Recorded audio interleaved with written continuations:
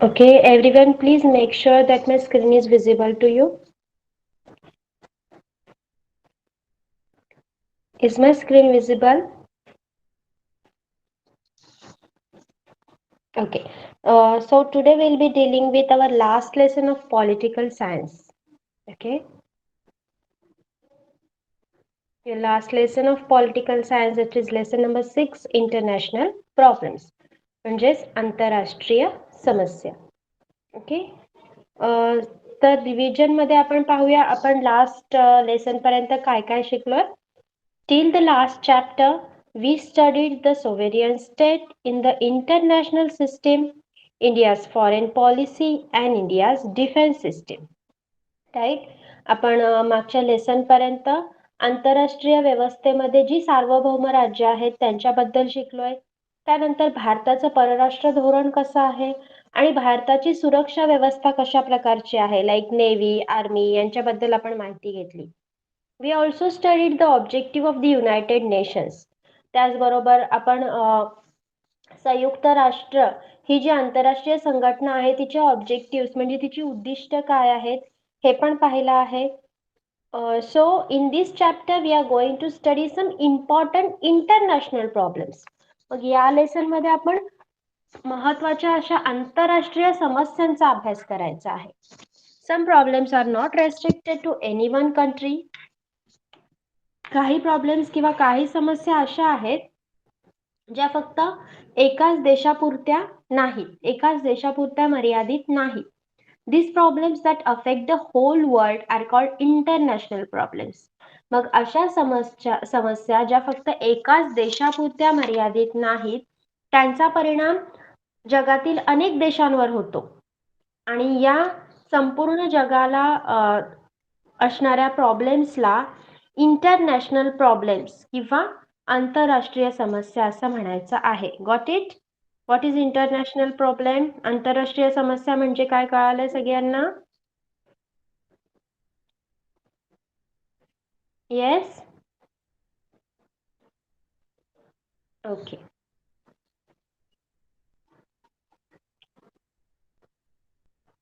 Okay, so in order to solve these international problems, all nations need to make joint efforts. मग ह्या आंतरराष्ट्रीय समस्या जर एकापेक्षा जास्त राष्ट्रांना आहेत तर या समस्या सोडवण्यासाठी सर्व राष्ट्रांनी एकत्रितपणे येऊन प्रयत्न करण्याची गरज आहे. Right? So in this chapter we shall therefore study problems related to human rights, environment and terrorism. मग या लेसन मध्ये आपण ह्युमन राईट्स म्हणजे मानवी हक्क, एन्व्हायरमेंट पर्यावरण आणि टेररिझम म्हणजे दहशतवाद यांच्याशी रिलेटेड जे प्रॉब्लेम्स आहेत, ज्या समस्या आहेत त्यांच्याबद्दल शिकणार आहोत. Even the questions of refugees are now assuming global proportions, hence we shall consider this issue as well. आणि आता तर रेफ्युजींचा प्रश्न म्हणजे निर्वासितांचा प्रश्न देखील इंटरनॅशनल लेवलला जात आहे, म्हणजे तो प्रश्न देखील आंतरराष्ट्रीय स्वरूप धारण करत आहे, म्हणून त्याबद्दल देखील आपण शिकणार आहोत. So our first problem is related to the human rights, मानवी हक्क. ओके, सगळ्यांनी नीट लक्ष द्यायचं आहे. The concept of human rights has emerged from the concept of natural rights. मानवी हक्काची जी संकल्पना आहे ती नॅचरल राईट्स म्हणजे नैसर्गिक हक्कांच्या संकल्पनेनेच झालेला आहे. Natural rights are those rights that we are endowed with because we are born as human being. Natural right म्हणजे काय? नैसर्गिक हक्क म्हणजे काय? माणूस म्हणून जन्माला आल्यावर आपल्याला जे हक्क प्राप्त होतात ते नॅचरल राईट्स, ते नैसर्गिक हक्क. Right? In the same way human rights are those rights that are necessary for living as a human being and as a constituent of society. मग त्याच प्रकारे मानवी हक्क, ह्युमन राईट्स म्हणजे काय? माणूस म्हणून जगण्यासाठी आणि आपण ज्या सोसायटीत राहतो, ज्या समाजात राहतो त्या समाजाचा एक घटक म्हणून जगण्यासाठी आवश्यक असलेले हक्क. ओके, नॅचरल राईट्स आणि ह्युमन राईट्स समजलाय? नैसर्गिक हक्क आणि मानवी हक्क समजलाय?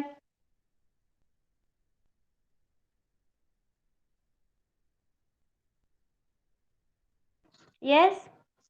आपल्याला माणूस म्हणून जन्मल्यावर जे हक्क मिळतात ते नॅचरल राईट्स, ते नैसर्गिक हक्क. आणि माणूस म्हणून जगण्यासाठी आणि ज्या सोसायटीत आपण राहतो त्या सोसायटीचा एक घटक म्हणून जगण्यासाठी आवश्यक हक्क आहेत ते ह्युमन राईट्स म्हणजे मानवी हक्क. Okay.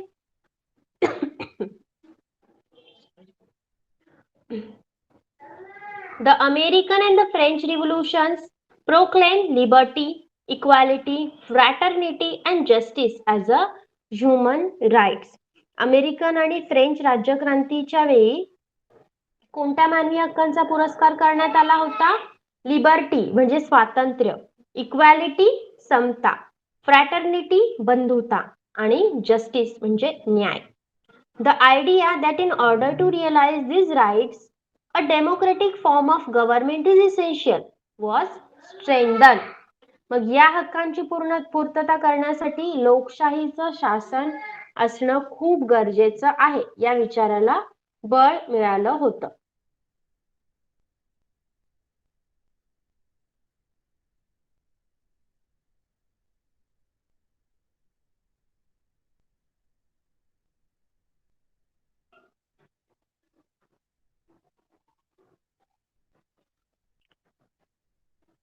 After that, several European nations adopted democratic constitutions and government. आणि त्याच्यानंतर काय केलं? युरोप आणि त्याच्यासोबत असणारे अनेक राष्ट्र यांनी सुद्धा या डेमोक्रेटिक गव्हर्नमेंटचा म्हणजे लोकशाही शासन पद्धतीचा स्वीकार केला. This brought limits on the authority of the state. आणि त्याच्यामुळे शासनाचे जे अधिकार होते त्याच्यावर मर्यादा आल्या. The main responsibility of the state came to be understood to be the protection of citizens' rights.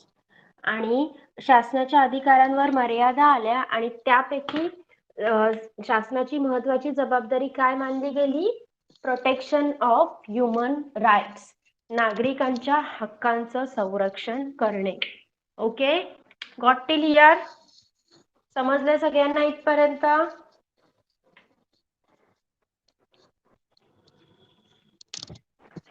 Yes, everyone? Okay. Rise of the concept of human rights in international relation.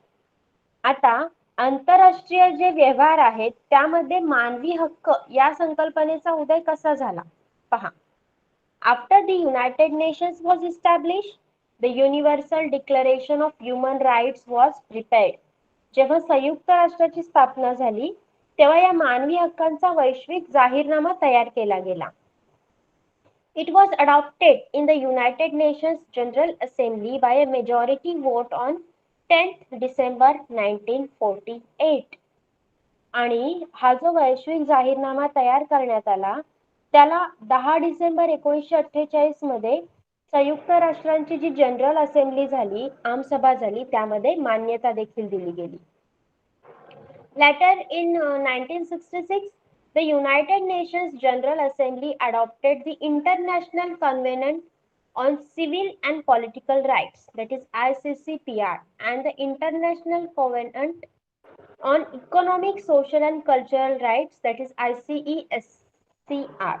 बघा, मग 1966 मध्ये नागरी आणि राजकीय हक्कांचा आंतरराष्ट्रीय करार आणि आर्थिक, सोशल, सामाजिक आणि कल्चरल, सांस्कृतिक या हक्कांचा करार, या दोन करारांना म्हणजे ICCPR आणि ICESCR या दोन्ही करारांना मान्यता दिली गेली.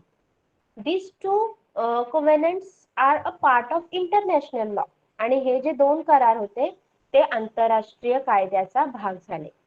Member nations of the United Nations are bound to observe them. मग युनायटेड नेशनचे जे राष्ट्र सदस्य आहेत त्यांनी या हे जे करार आहेत त्यांचं पालन करणे बंधनकारक आहे. Human rights include the important rights to life, food, clothing, shelter, education and health. The state has to see to it that these rights are available to everybody. मग या मानवी हक्कांमध्ये नक्की कशाचा समावेश होतो? तर त्यामध्ये लाईफ, जीविताचा हक्क, फूड, अन्न, क्लोथ्स, वस्त्र, शेल्टर, निवारा, एज्युकेशन, शिक्षण आणि हेल्थ आरोग्य या प्रमुख हक्कांचा समावेश होतो. आणि हे हक्क मानवाचे मूलभूत हक्क मानले जातात. आणि राज्य शासनाची जबाबदारी काय असते की हे हक्क सर्वांना प्राप्त होतील हे बघणे. Okay, got it? Got here? मानवी हक्क म्हणजे काय, राज्य शासनाची जबाबदारी, आंतरराष्ट्रीय कायदे त्याबद्दलचे समजले सगळ्यांना? बघा, the question of human rights was raised in United Nations General Assembly on several occasions during the Cold War period. Cold war period मध्ये म्हणजे शीतयुद्धाच्या काळामध्ये या मानवी हक्कांचा प्रश्न संयुक्त राष्ट्रांच्या जनरल असेंब्लीमध्ये म्हणजेच आमसभेमध्ये अनेक वेळा मांडला गेला. Racial segregation in Africa was said to be against human rights and hence it was decided to boycott the region there. बघा, आफ्रिकेतील जो वर्णद्वेष होता, आफ्रिकेतील सॉरी वर्णद्वेषी परंपरा मानवी हक्कांच्या विरोधी आहे, म्हणून या वर्णद्वेषी राजवटीवर बहिष्कार घालण्याचा निर्णय घेण्यात आला, बॉयकॉट करण्यात आला दिला. Freedom for colonies and insistence on the democratic system could be cited as example of the same. आणि याची उदाहरणं म्हणून आपण कॉलनीजला फ्रीडम देण्यात आलं म्हणजे वसाहतींना स्वातंत्र्य मिळालं.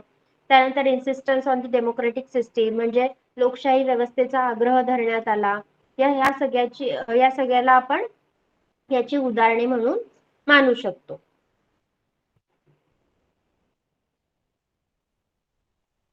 In modern times, problems like struggle against racism, border disputes, terrorism are jeopardizing human rights on a large scale.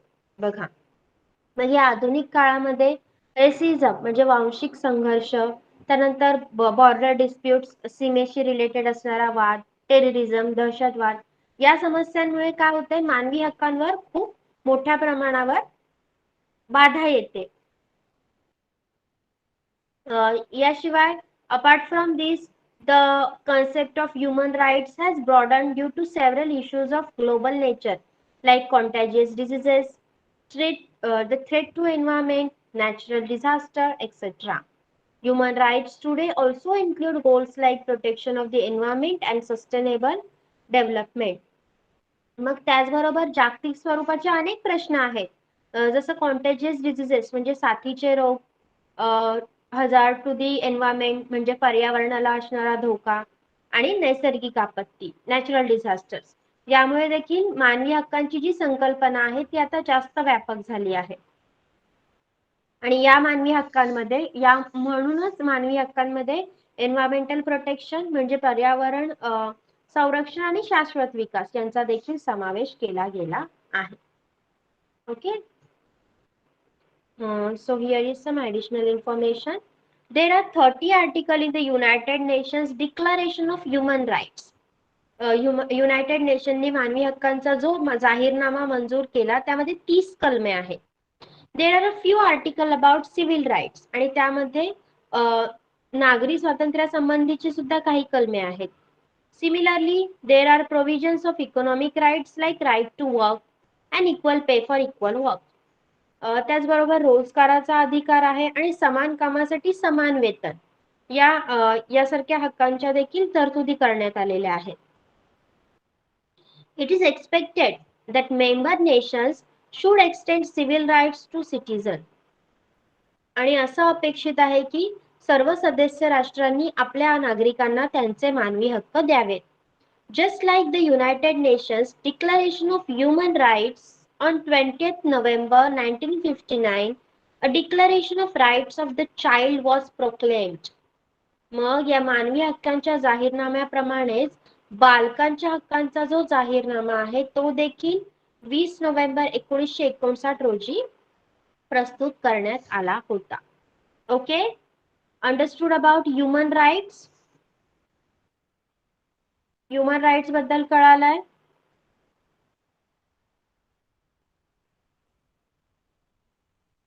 Tail me, any doubt still here? काही डाऊट कोणाला?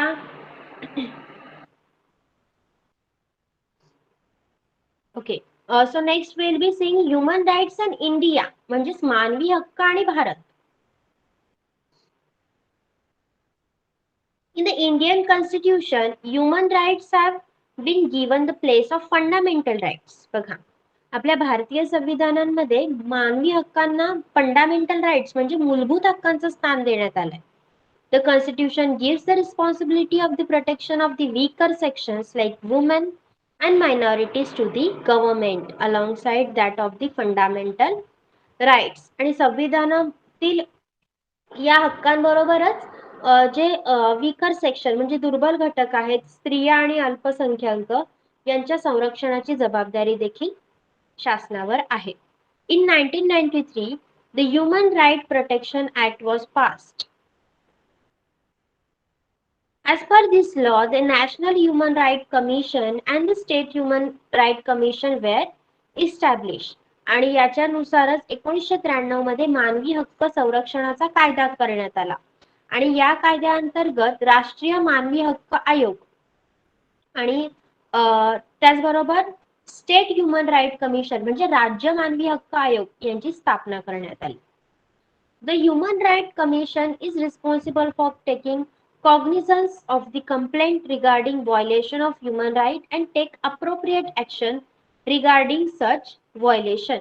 मग या आयोगाची काय जबाबदारी आहे, याची स्थापना पण तर केली, पण याचं काम काय आहे, तर मानवी हक्कांचं उल्लंघन झालं तर त्याबाबत तक्रार दाखल करून घेणे आणि त्याबाबत योग्य ती कारवाई सुद्धा करणे. ओके. कधी आयोगांची स्थापना झाली आणि त्यांची जबाबदारी काय आहे ते समजलं? Yes. When the commissions has been established and what's its responsibility have been understood. Okay. So our next problem, next international problem म्हणजे दुसरी आंतरराष्ट्रीय समस्या म्हणजे सिक्युअर एन्व्हायरमेंट, पर्यावरण, सुरक्षित पर्यावरण. In the present times, the concept of human rights has become broader and it is increasingly being accepted that a secure environment is an important human right.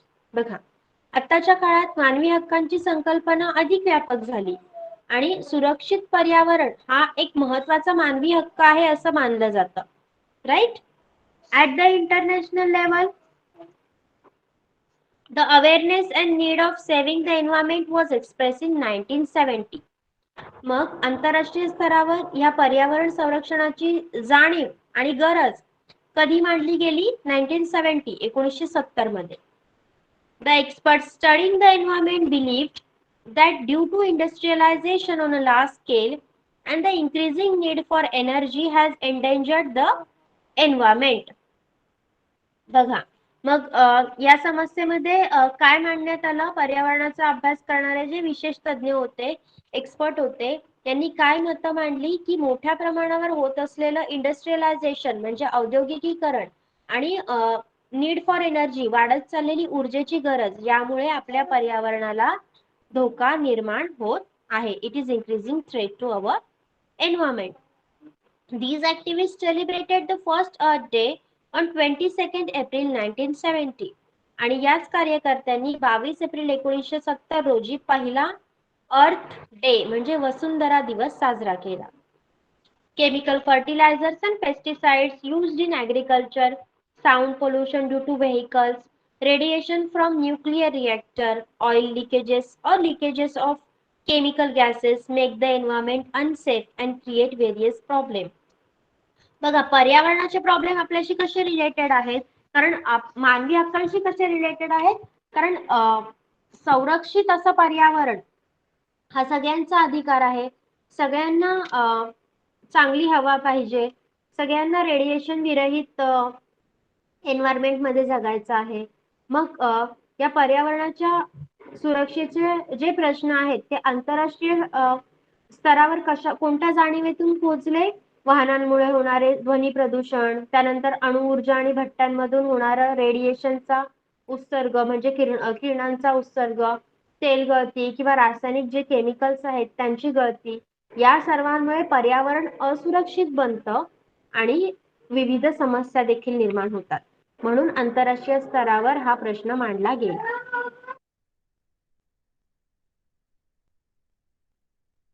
Okay, समजलं इथपर्यंत?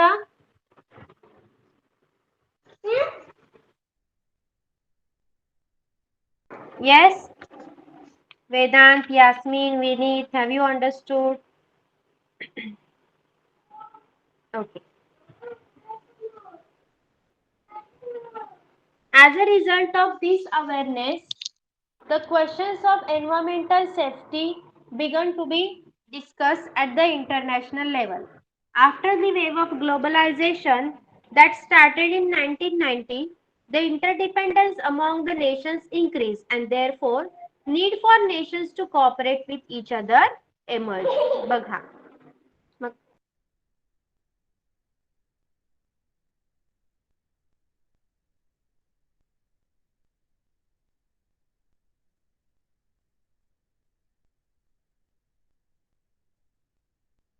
बघा, मग 1990 नंतर 1990 नंतर ग्लोबलायझेशनची जी वेव आली, जागतिकीकरणाची जी लाट आली, त्याच्यानंतर राष्ट्रांचं एकमेकांवर असणारं डिपेंडन्स म्हणजे परस्परावलंबन वाढलं आणि त्यामुळे पर्यावरणाच्या समस्या सोडवण्यासाठी राष्ट्रांना एकमेकांच्या कॉपरेशनची, परस्परांच्या सहकार्याची गरज निर्माण झाली. Yes, the threat to the environment caused by pollution or by leakage of oil or gas does not remain restricted to one nation. बघा, जेव्हा एखाद्या देशामध्ये किंवा एखाद्या राष्ट्रामध्ये वातावरण प्रदूषित होतं किंवा तेल गळती, वायू गळती होते आणि पर्यावरणाला धोका निर्माण होतो, मग तो त्याच राष्ट्रापुरता मर्यादित राहतो का? No. Also its effects are long term. तो त्याच राष्ट्रापुरता मर्यादित देखील राहत नाही, तो अजून वेगवेगळ्या राष्ट्रांमध्ये पसरतो आणि त्याचे परिणाम हे थोड्या वेळासाठी नाही, तर दे आर लॉंग टर्म, दीर्घकालीन असतात. It becomes necessary for nations to act with each other's consent and cooperation in order to deal with these effects. मग या परिणामांवर जी उपाययोजना आहे ती करण्यासाठी राष्ट्रांनी एकत्रित येऊन एकमेकांच्या सहकार्याने वागण्याची गरज आहे. The visible effect of decline of environment are extinction of species of plant and animal, decrease in the fertility of soil, water shortage, fluctuation in the proportion of rainfall, global warming, drying up of rivers and lakes, pollution of rivers and seas, incidence of newer diseases, acid rain, thinning of the ozone layer, etc. Even if some of the effects are restricted to particular nation, these problems reach global proportion. बघा, मग वनस्पती, मग यामध्ये कोणकोणत्या समस्या आहेत? वनस्पती आणि प्राणी यांच्या काही प्रजाती नष्ट होत आहेत. मातीची जी फर्टिलिटी आहे, मातीचा जो कस आहे तो देखील कमी होत आहे. पाण्याची टंचाई जाणवत आहे. कधी पाऊस खूपच जास्त पडतो तर कधी खूपच कमी पडतो. तापमानात वाढ होते. नद्या, तलावातलं पाणी आटत आहे. नद्यांचं पाणी आणि समुद्राचं पाणी यांचं प्रदूषण होत आहे आणि त्याचबरोबर नवीन रोगांची सुद्धा निर्मिती होत आहे. ऍसिड रेन, आम्लपर्जन्य होत आहे. ओझोन थर विरळ होत चाललेला आहे. हे सगळे आपल्या पर्यावरणाच्या ऱ्हासाचे दुष्परिणाम आहेत आणि यापैकी काही परिणाम एखाद्या राष्ट्रापुरते मर्यादित असतील, पण त्यांचे जे दीर्घकालीन परिणाम आहेत त्याच्यामुळे ग्लोबली हा प्रॉब्लेम क्रिएट होतोय आणि ग्लोबली या सगळ्या प्रॉब्लेमचा सगळ्या पूर्ण जगाला त्रास होतोय. राईट? हे इफेक्ट खूप दीर्घकालीन असतात. कारण आता सुद्धा भोपाळ ट्रॅजेडी, भोपाळ ट्रॅजेडी, तिथे आम्लपर्जन्य झालेलं. Yes, do you know? आता सुद्धा तिथे that metal are corroded. Okay, काही गोष्टींवर त्या आम्लपर्जन्याचे जे काही इफेक्ट्स आहेत ते अजून सुद्धा जाणवतात. Okay, got till here? इथपर्यंत समजलाय? Have you understood? Yes, environment या जागतिक समस्येबद्दल क्लिअर झालंय? Okay. Now,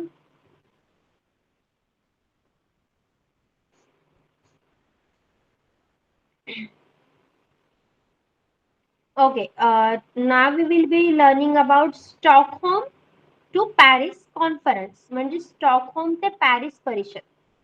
In order to discuss the immediate and long-term problems related to the environment and to find solutions on them, a United Nations conference on human environment was called at Stockholm from 5th to 16th June 1972. बघा. आंतरराष्ट्रीय स्तरावर हे जे पर्यावरणाविषयीचे जे समस्या आहेत आणि हे प्रश्न आहेत त्यांच्यावर चर्चा करण्यासाठी आणि उपाय शोधण्यासाठी स्टॉकहोम या ठिकाणी 5 ते 16 जून 1972 या कालावधीमध्ये संयुक्त राष्ट्रांची एक परिषद भरवली गेली होती. मग काय काय झालं त्यामध्ये पहा. In this conference, it was stressed that it is responsibility of all nations to cooperate to overcome the pollution. मग या परिषदेमध्ये असं ठरवण्यात आलं, कशावर भर देण्यात आला? इट वॉज स्ट्रेस, भर देण्यात आला की प्रदूषणावर मात करण्याची जबाबदारी सगळ्यांची आहे आणि सगळ्यांनी एकमेकांना सहकार्य केलं पाहिजे.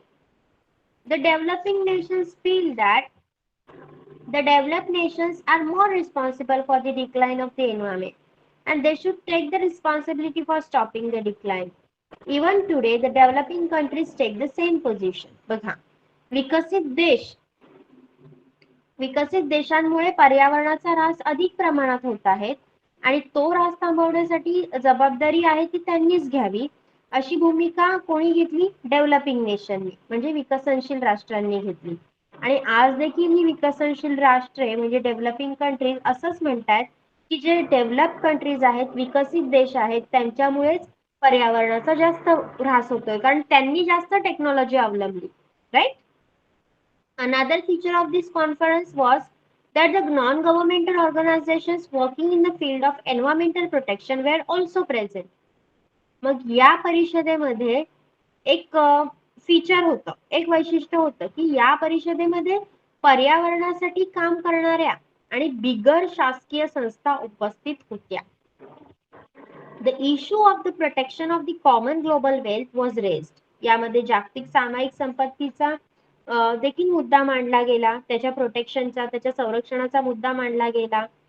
A consensus emerged that it was the responsibility of all the nations to protect these resources. आणि असं एकमत झालं की ही जी नैसर्गिक साधन संपत्ती आहे तिच्या जतनाची जबाबदारी सर्व राष्ट्रांची आहे.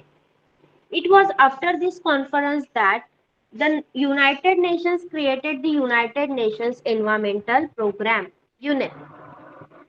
आणि या परिषदेनंतरच संयुक्त राष्ट्रांचा युनायटेड नेशन्स एन्व्हायरमेंटल प्रोग्राम म्हणजे संयुक्त राष्ट्रीय पर्यावरण कार्यक्रम निर्माण केला गेला. Many international treaties about environment were signed after this conference. Several rules were made about the protection of the environment. मग या परिषदेमध्ये आंतरराष्ट्रीय पर्यावरणाविषयक बहुतेक करार करण्यात आले आणि यावर नियम देखील बनवले गेले. Environmental movement started on the large scale at national level as well as the international level. मग आंतरराष्ट्रीय आणि राष्ट्रीय अशा दोन्ही स्तरावर एन्व्हायरमेंटल मुवमेंट म्हणजे पर्यावरण विषयक चळवळी सुरू झाल्या. Non-governmental organizations also assume a bigger role in the decision-making process at the international conference regarding the environment. जे non-government organizations होत्या म्हणजे बिगर शासकीय संघटना होत्या, त्यांनी देखील या पर्यावरणाविषयक ज्या आंतरराष्ट्रीय परिषदा आहेत त्यांच्या निर्णयामध्ये भाग घेतला. The next stage was the environmental conference at Rio in 1992. आणि याचाच पुढचा टप्पा म्हणजे 1992 मध्ये रिओ येथे झालेली एन्व्हायरमेंटल कॉन्फरन्स, रिओ येथे झालेली पर्यावरण परिषद. In this conference, the idea of the sustainable development was stressed. यामध्ये कशाला भर देण्यात आला? सस्टेनेबल डेव्हलपमेंट म्हणजे शाश्वत विकास.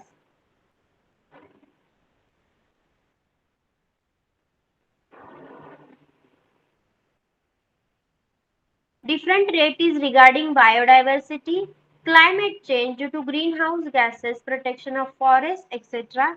were signed.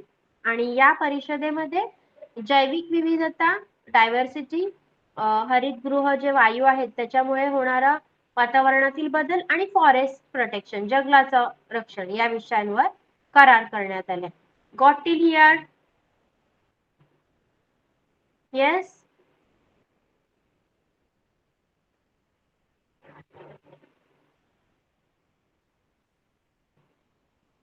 Okay, any doubts till here?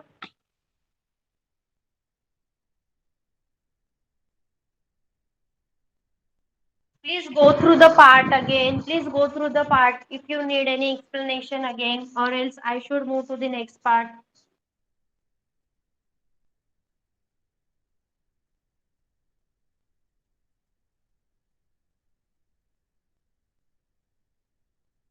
Should I move to the next problem? Next problem आहे आपला terrorism, दहशतवाद.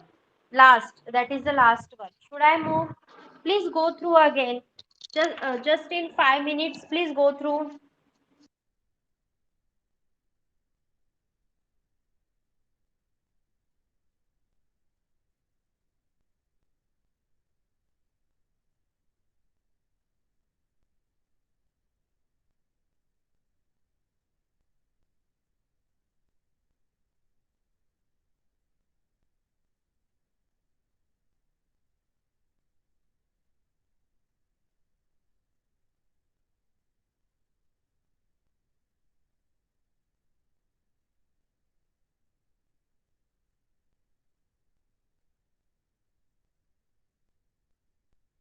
Okay, so all the things are clear to you?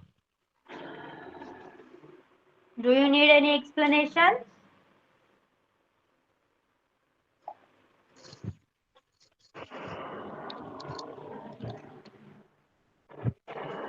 Yes, tell me all the things are clear?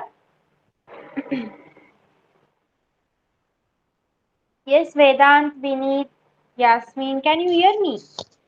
आवाज येतोय का माझा?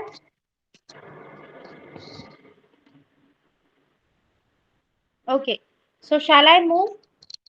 Shall I move to the next part?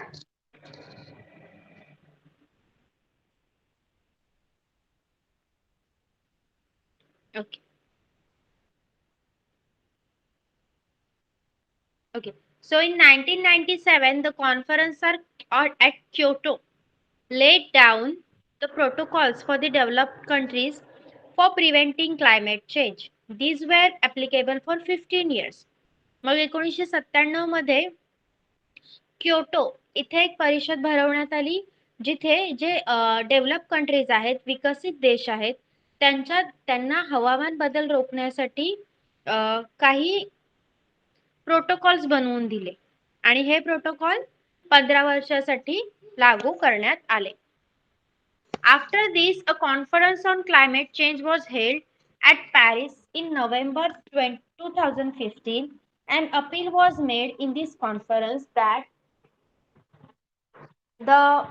all the nations should make concentrated efforts to stop climate change and global warming, and that the developed countries should help the developing countries to acquire the technology to achieve these goals. आणि त्यानंतर एक conference घेण्यात आली Paris येथे 2015 मध्ये, जिथे climate change म्हणजे हवामान बदल याच्यावर चर्चा करण्यात आली. आणि इथे सर्व राष्ट्रांनी हवामान बदल रोखण्यासाठी आणि जी तापमान वाढ होत आहे ती रोखण्यासाठी एकमेकांना सहकार्य करून प्रयत्न करावे आणि जे डेव्हलपिंग कंट्रीज आहेत त्यांना ह्या गोष्टीसाठी ज्या टेक्नॉलॉजीची गरज आहे ती टेक्नॉलॉजी विकसित देशांनी म्हणजे डेव्हलप कंट्रीजनी पुरवावी असं ठरवण्यात आलं. Okay, now the next international problem, आपली शेवटची आंतरराष्ट्रीय समस्या आहे दहशतवाद, terrorism. This is a major problem of our times. Several countries in the world are facing this problem. No nation is capable of countering terrorism entirely on its own. Hence, terrorism is considered to be a global problem. बघा, आजच्या काळातील दहशतवाद ही खूप मोठी समस्या मानली गेली आहे आणि जगात असे अनेक राष्ट्र आहेत ज्यांना या दहशतवादाला तोंड द्यावं लागतंय. कोणतंच राष्ट्र फक्त स्वतःच्या बळावर या दहशतवादाचा सामना करू शकत नाही. म्हणूनच दहशतवादाला, टेररिझमला इंटरनॅशनल प्रॉब्लेम म्हणजे जागतिक समस्या म्हटलं गेलंय. So what is terrorism? नक्की दहशतवाद म्हणजे काय? Terrorism is spreading fear and terror in a society by using or threatening to use violence against common and innocent people for achieving political goals. बघा, टेररिझम म्हणजे काय? टेररिझम म्हणजे सर्वसामान्य आणि निरपराध जे नागरिक आहेत त्यांच्या विरोधात हिंसेचा वापर करणे, त्यांना धमकावणे, त्यांच्यामध्ये भीती आणि दहशत पसरवणे. कशासाठी? पॉलिटिकल गोल्स साध्य करण्यासाठी, राजकीय उद्दिष्टे साध्य करण्यासाठी. Terrorism is organise and plan violence. दहशतवाद म्हणजे ऑर्गनाइज गोष्ट आहे, नियोजन केलं जातं तिचं, संघटित एकत्रीकरण करून त्यांना शिकवण दिली जाते टेररिस्टला, त्यांना प्लॅन करून दिला जातो आणि त्याच्यानंतर ते त्यांची उद्दिष्टे साध्य करत असतात.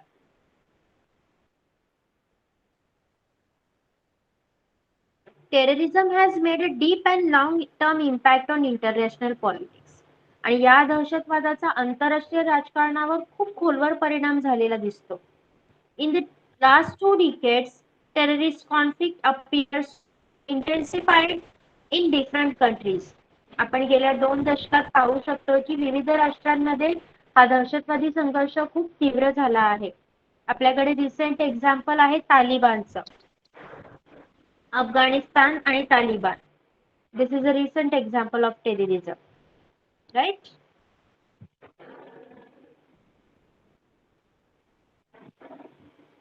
Terrorist conflict is different from traditional war. जे पारंपरिक युद्ध असतात त्याच्यापेक्षा हा दहशतवादी संघर्ष वेगळा असतो. Traditional war is a conflict between 2 or more sovereign states. Traditional war म्हणजे पारंपरिक युद्ध म्हणजे 2 किंवा अधिक सार्वभौम राष्ट्रांमधील संघर्ष.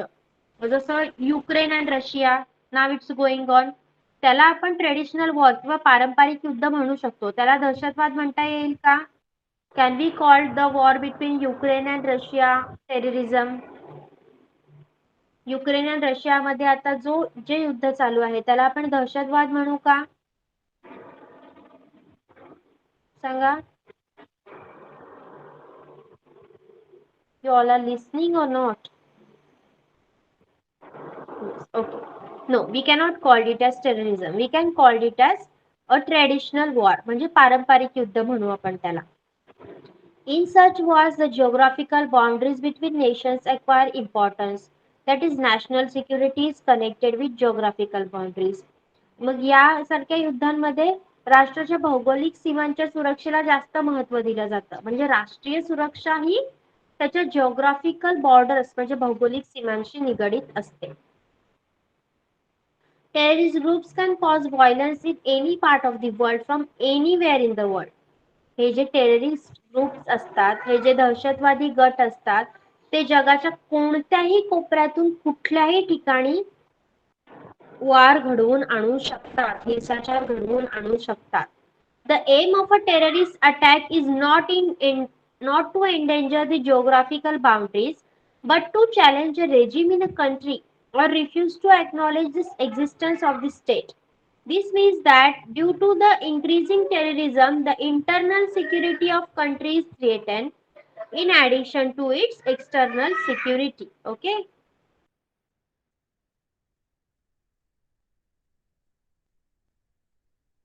बघा, दहशतवादामध्ये हे दहशतवादी जगाच्या कोणत्याही कोपऱ्यात बसून कुठल्याही ठिकाणी हिंसाचार घडवतात. दहशतवादी हल्ल्याचा जो उद्देश आहे तो भौगोलिक सीमांना धोका पोहोचवणे नाही. ह्या ज्या पारंपरिक युद्धांमध्ये आपण भौगोलिक सीमांना धोका पोहोचवतो, पण दहशतवादामध्ये देशातील राजवटीला आव्हान दिलं जातं किंवा शासन आहे असं अस्तित्वच नाकारलं जातं. म्हणजे वाढत्या दहशतवादामुळे काय होतंय, देशाची जी बाह्य सुरक्षा आहे त्याच्याबरोबरच इंटरनल सिक्युरिटी म्हणजे अंतर्गत सुरक्षेला देखील धोका निर्माण होत आहे. In order to curb terrorism, it is imperative that the security mechanism of different nations should work in a concerted manner. मग या दहशतवादाला आळा घालण्यासाठी विविध राष्ट्रांच्या सुरक्षा यंत्रणांनी एकत्रित येऊन काम करणे आता आवश्यक झाले आहे. Okay, so this was all about terrorism. Understood? Terrorism बद्दल समजलाय? टेररिझम म्हणजे काय, कशा प्रकारे कॅरी आउट होतं आणि कशा प्रकारे ते प्रॉब्लेम सॉल्व्ह केले जाऊ शकतात, समजलंय?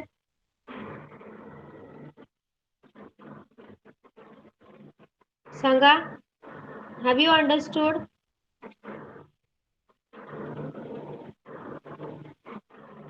Yes, clearly.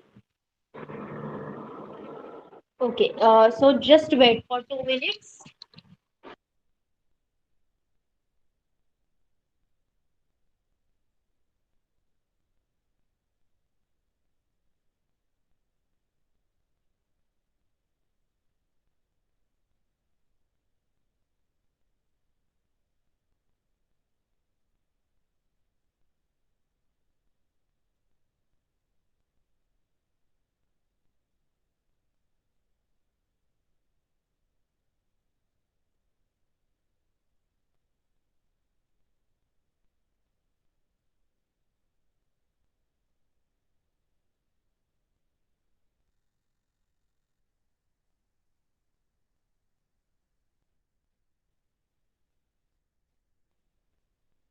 Okay, so our next problem is problem of the refugees.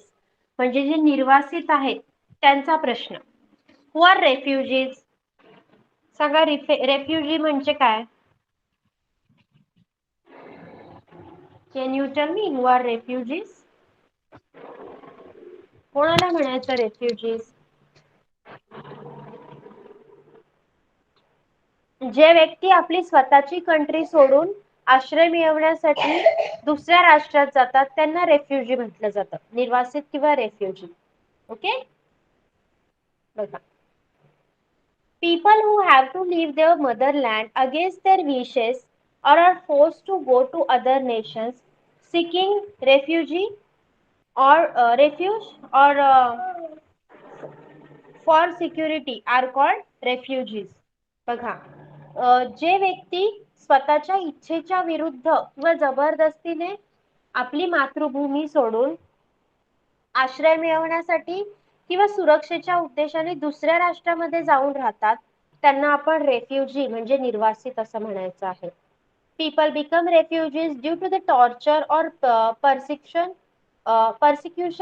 for belonging to a particular race or religion, due to war or disaster, etc. In such situations, people are forced to leave their own country and seek shelter in another country. बघा, एखादा विशिष्ट वंश किंवा धर्म असणाऱ्या विशिष्ट लोकांचा छळ केला जातो आणि त्यांना युद्धाच्या परिस्थितीमध्ये तिथून हाकलून दिलं जातं, किंवा युद्ध नसेल तरी एखाद्या धर्माच्या विरोधी जाऊन त्या धर्माच्या लोकांना तिथून हाकलून दिलं जातं. आणि युद्ध किंवा एखादी आपत्ती आली की आपल्या देशाला सोडून व्यक्तींना दुसऱ्या देशात जाऊन राहावं लागतं आणि ते रेफ्युजी म्हणून ओळखले जातात. Before the second world war the ज्यूज वेर टॉर्चर्ड इन जर्मनी. बघा, मग आपल्याला इथे उदाहरण दिलंय दुसऱ्या महायुद्धाच्या अगोदर. ओके, दुसऱ्या महायुद्धाच्या अगोदर जर्मनीमध्ये ज्यू लोकांचा छळ करण्यात आला. Their citizenship and property was confiscated. त्यांचं नागरिकत्व आणि संपत्ती त्यांच्याकडून हिरावून घेतली गेली. Due to this the Jews became refugee. आणि त्याच्यामुळे हे ज्यू लोक निर्वासित झाले. In 1971 the people in East Pakistan turned refugees and came to India, seeking refuge due to the political and religious persecution. तसंच 1971 मध्ये पूर्व पाकिस्तानातील जनता या जनतेचा राजकीय आणि धार्मिक छळ केला गेला आणि तेथील लोक निर्वासित झाले आणि भारतात आश्रयाला आले.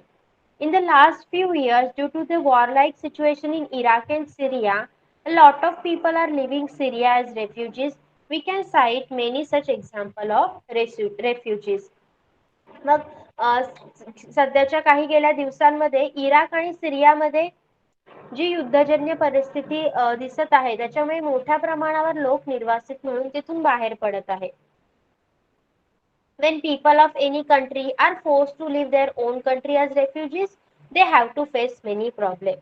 मग जेव्हा स्वतःचा देश सोडून लोक निर्वासित म्हणून बाहेर पडतात तेव्हा त्यांना अनेक समस्यांना तोंड द्यावं लागतं. The most important problem is to decide where to go. त्यांच्या समोरचा सगळ्यात मोठा प्रश्न म्हणजे आता कुठे जायचं आपण, कारण देश सोडून जायला सांगितलंय. त्यामुळे त्यांच्या समोरचा हा सगळ्यात मोठा प्रश्न असेल की आपण आता कुठे जायचं. And will that nation give us shelter. मग आपण ज्या राष्ट्रात जातोय ते राष्ट्र आपला स्वीकार करेल का. These are the questions that they face. हे मोठे प्रश्न त्यांच्या समोर उभे राहतात. Secondly, they have to also take along with them other member of their family. आणि त्यांना एकट्याला यायचं असतं का. नाही, आपल्या कुटुंबातील माणसांना सुरक्षितपणे घेऊन जाण्याची जबाबदारी पण त्यांच्यावर असते. It involves a lot of physical and emotional stress. आणि त्याच्यामुळे प्रचंड असा शारीरिक आणि मानसिक ताण येतो. It involves, yes, apart from this, there are problems caused by natural elements like heat, rain, storm, as well as shortage of food, sickness, an enemy in pursuit, etc. In this process, many people lose their lives. आणि त्याचबरोबर अजून समस्या आहेत जसं येण्यासाठी रस्ता कठीण असणे, लपून छपून जाणे, शत्रू पाठलाग करत असेल, नैसर्गिक समस्या असतील जसं ऊन, पाऊस, वादळ वारा, अन्नधान्याची टंचाई असेल, मध्येच आजार पण लागतं, अशा अनेक गोष्टींमध्ये लोक मृत्यू पावत असतात. Once the refugees reach a safe place, they have new challenge. आणि एवढ्या सगळ्या समस्यांना तोंड देऊन पण जेव्हा ते सुरक्षित ठिकाणी पोहोचतात तेव्हा त्यांच्या समोर नवीन समस्या उभ्या राहतात. They need to find work. त्यांना काम शोधावं लागतं. A place to live and other problems of day to day nature. त्यांना घरासाठी जागा शोधावी लागते, राहण्यासाठी जागा शोधावी लागते आणि बाकीचे रोजचे प्रश्न तर आहेतच. They need to sorry. If language and culture in the other nation are different, then adjusting to that poses difficulties. मग ते ज्या राष्ट्रात गेले तेथील समाज वेगळा असेल, त्यांची भाषा आणि संस्कृती वेगळी असेल, तर त्या जुळवून घेण्यात त्यांना खूप अडचणी येतात. There is no assurance that the people in the nation which gives shelter to the refugees will accept them. असं सांगता येत नाही की ज्या राष्ट्रामध्ये निर्वासितांना आश्रय मिळालाय तेथील समाज त्यांना स्वीकारेल. We can't assure that. On the contrary, as the number of refugees increases, the strain on the economy of the host nation increases. A shortage of essential food is created. There may be an increase in crime or even inflation. The locals may lose their job. A problem of law and order may crop up. Many such problems may emerge. Due to these problems, many nations are not ready to give shelter to refugees and to resettle them. बघा, एखाद्या राष्ट्रामध्ये निर्वासित गेल्यावर त्या राष्ट्राची लोकसंख्या वाढते, त्यामुळे राष्ट्रावरचा बोजा वाढतो, वस्तूंची टंचाई निर्माण होते, गुन्हेगारीचं प्रमाण वाढतं, महागाई वाढते आणि तेथील जे स्थानिक लोक आहेत त्यांच्या नोकऱ्यांवर गदा येते, कारण नवीन लोकांना नोकऱ्या मिळतात आणि त्याच्यामुळे शांतता आणि सुव्यवस्थेचा मोठा प्रश्न निर्माण होतो. म्हणून निर्वासितांना आसरा देण्यासाठी आणि त्यांचं पुनर्वसन करण्यासाठी सगळीच राष्ट्र तयार होत नाहीत.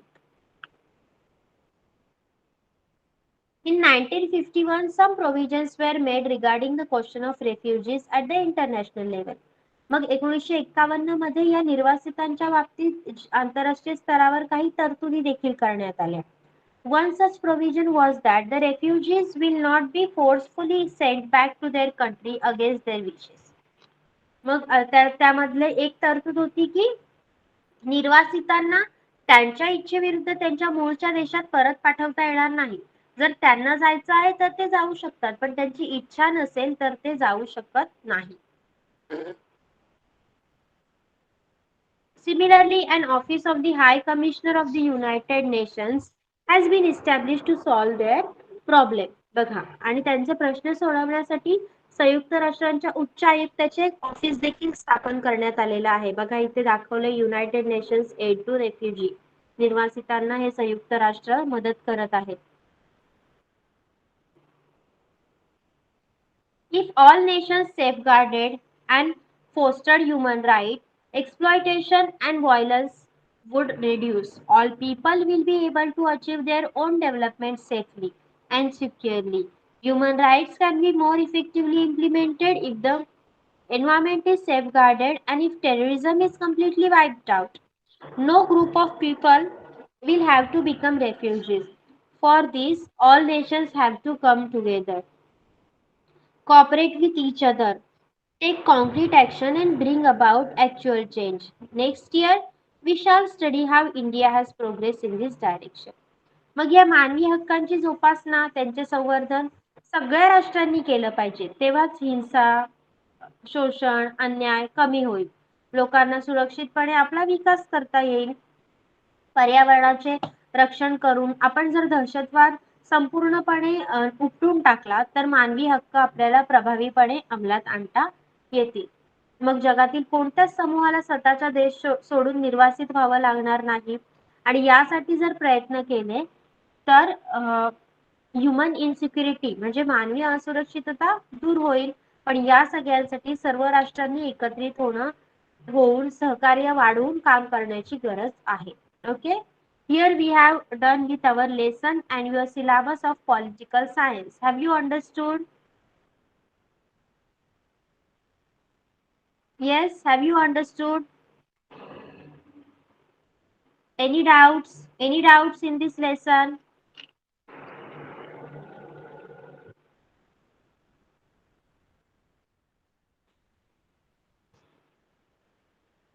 Okay, so for your homework, you will be writing all the question answers of this lesson and learn them. Okay? Yes? Okay, now you can leave the class.